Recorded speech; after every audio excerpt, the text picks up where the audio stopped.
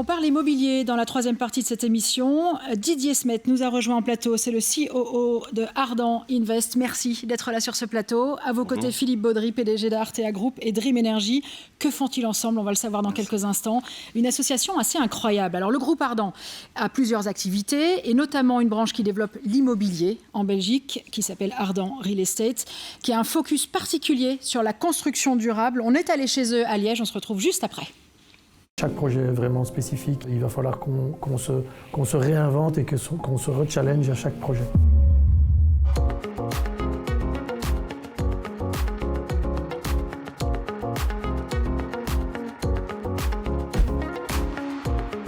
On n'a pas suivi, on n'a pas développé des projets qui nous étaient proposés parce qu'ils ne nous semblaient pas répondre à ce critère sociétal et qui en fait est basé sur une seule question qui est de dire: est-ce que ça a du sens de construire ce projet? En l'occurrence, et pour être très concret, il s'agit de lotissements que l'on nous proposait sur des terrains qui sont aujourd'hui très verts, c'est-à-dire des champs, c'est-à-dire des bois, et où on a effectivement refusé de les faire parce qu'ils ne correspondaient pas à nos critères. Aujourd'hui, le secteur dans lequel on exerce est régi par des normes qui sont de plus en plus exigeantes d'ailleurs. On parle de normes acoustiques, on parle de normes en termes d'isolation, on parle de normes et de règles qui viennent s'ajouter les unes aux autres pour arriver à atteindre un seuil. Ce qu'il faut savoir, c'est que la majorité des opérateurs privés dont nous faisons partie vont au-delà. Ils vont plus loin que ces normes parce qu'ils y sont poussés pour mettre en avant leurs produits. Et donc en fait, effectivement, nous sommes tout à fait conscients que cette approche sociétale, cette approche environnementale, elle est fondamentale pour pérenniser notre activité et donc notre existence.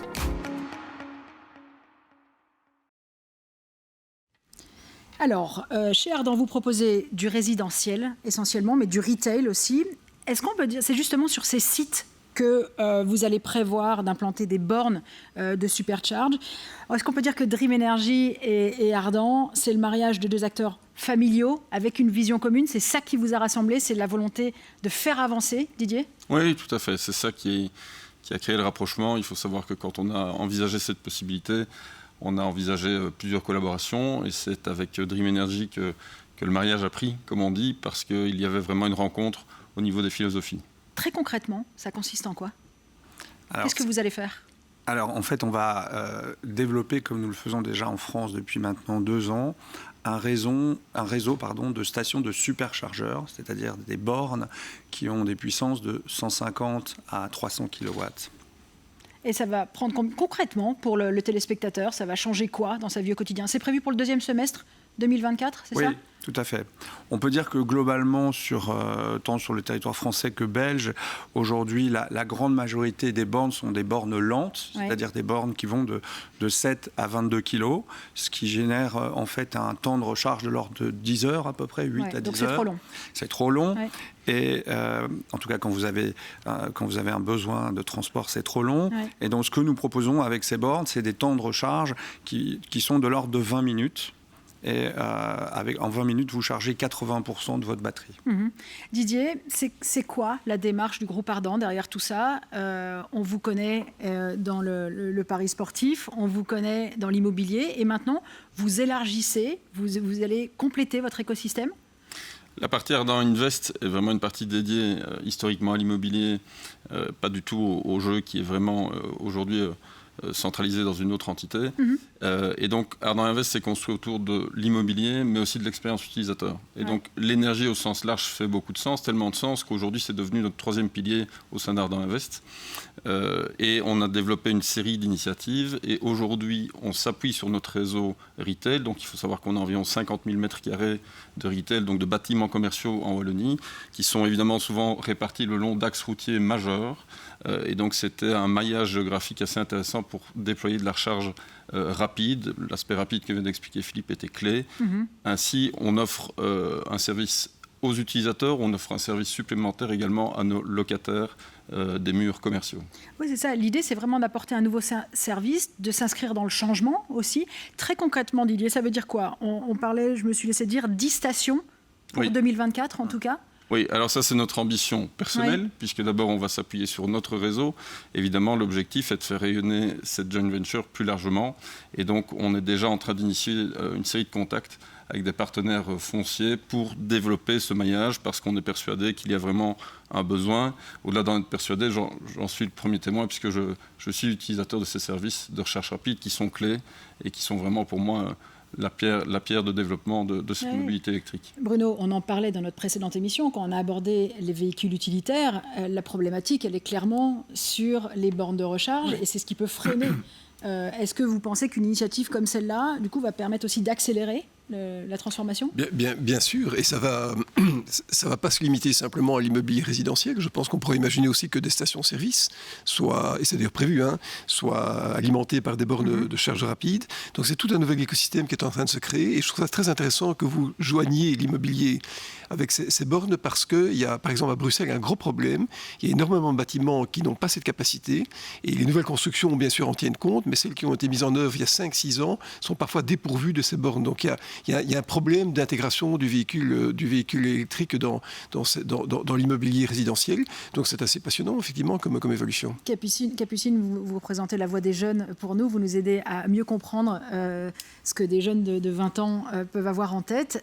Est-ce que pour vous, c'est une évidence d'aménager les parcs, que ce soit les parkings ou toutes les zones résidentielles ou retail, pour que, en faisant vos courses pendant 1 heure, votre voiture électrique à la sortie soit rechargée ? Oui, je pense que c'est très important. C'est même indispensable.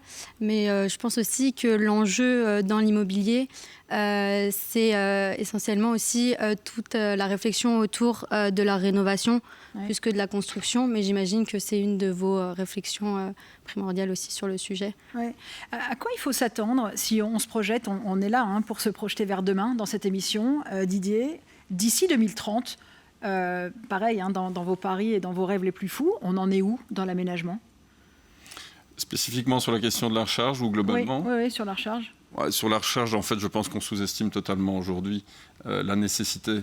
Je pense que si on revient quelques années en arrière, on n'aurait pas imaginé, la plupart d'entre nous n'auraient pas imaginé le développement du véhicule électrique aujourd'hui dans notre parc automobile.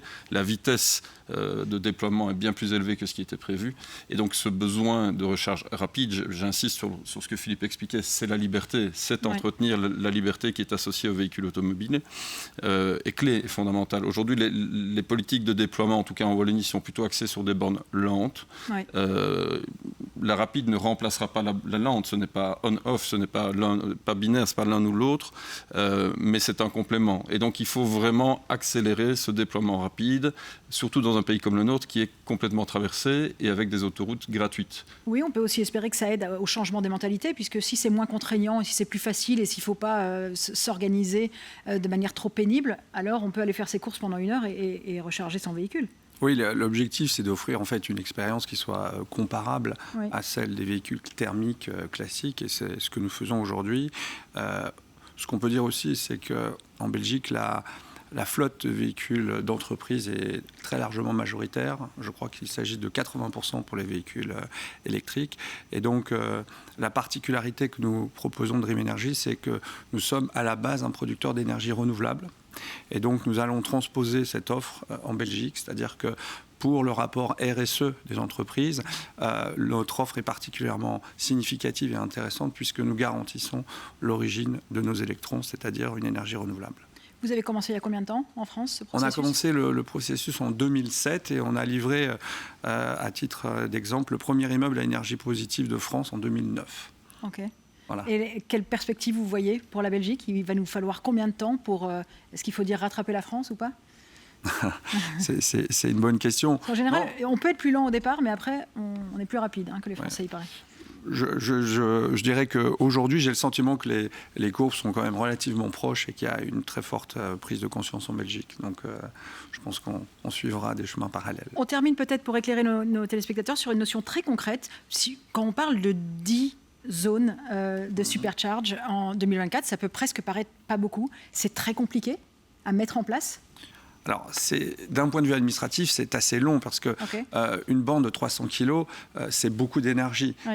Si on fait des stations avec 6 ou 7 bornes, ça veut dire qu'il nous faut des transfos avec beaucoup de puissance. Et donc, le gestionnaire du réseau va devoir mettre en place des connexions et une puissance disponible considérable.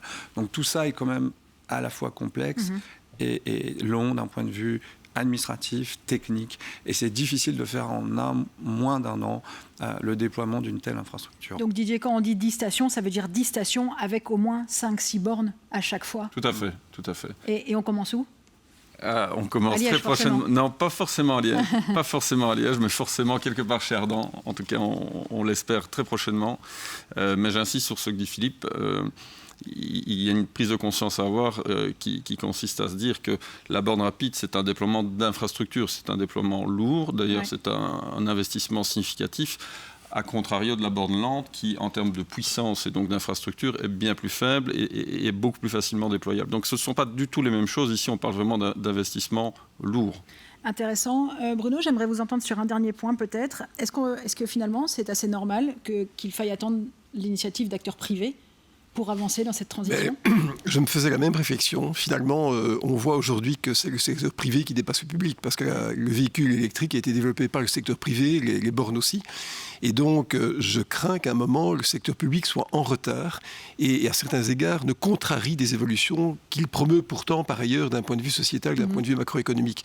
Donc, j'espère que vous trouverez un bon partenariat entre les autorités publiques et privées, parce qu'il est possible que le grincement se situe dans le domaine administratif. Oui.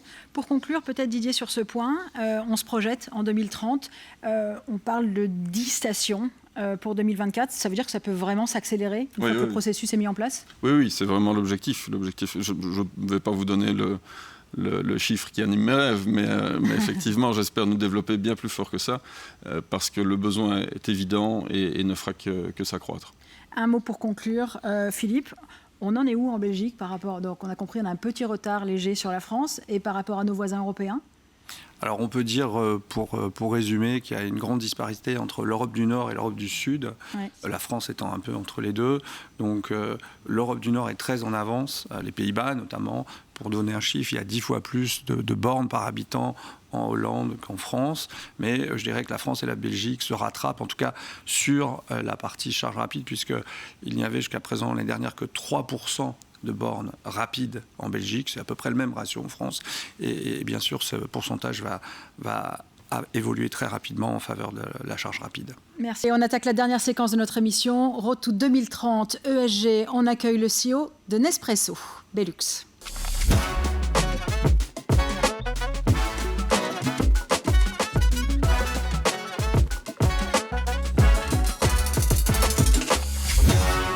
Olivier Perquis nous a rejoint pour le jeu de Road to 2030 ESG. On a 3 minutes pour 3 questions. Oliver, merci d'être avec nous. Est-ce que vous diriez que Nespresso est une marque engagée et responsable ? Je pense que l'industrie du café, c'est une des industries les plus menacées par les changements climatiques. Il y a des maladies qui touchent aux fèves de café, il y a des désastres naturels dans les pays d'origine. Et encore, il y a des études qui démontrent que 60% des espèces sauvages de café et 50% des terres où on cultive le café sont réellement en danger si on ne change rien pour 2050. C'est pour ça qu'il y a 20 ans, Nespresso a créé son propre programme de durabilité, notamment avec Rainforest Alliance. En fait, ce programme qui s'appelle le AAA a comme but de préserver non seulement la qualité de nos produits, mais également de préserver l'environnement dans lequel le café est cultivé, et important aussi, à préserver la vie des 150 000 caféiculteurs qui travaillent tous les jours dans les plantations. Et dire et crier haut et fort que vous êtes durable et responsable.